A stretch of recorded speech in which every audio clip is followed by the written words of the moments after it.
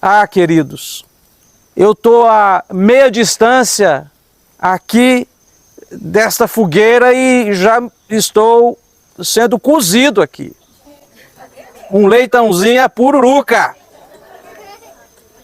Agora imagine os nossos irmãos, o que eles se recusaram a fazer, pelo amor de Deus, que mereciam eles tamanha pena. Se recusaram a se prostrar diante de uma estátua de 27 metros de altura ao deus Nabucodonosor. Só isso tudo. Eles preferiram ir para a fornalha incandescente com Deus do que as brisas sopradas pelo inimigo de nossas almas.